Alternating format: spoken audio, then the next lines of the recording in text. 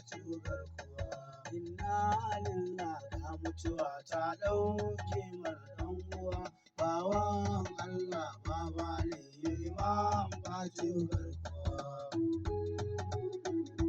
Mutuwa ta ɗauke mana ɗan uwa.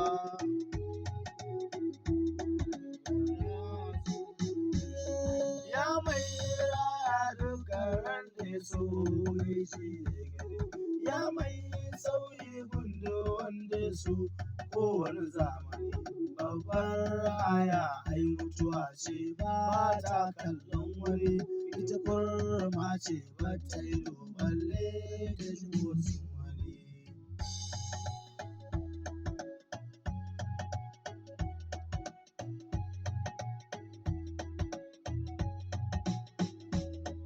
Mace saifi mai raba da uwa ko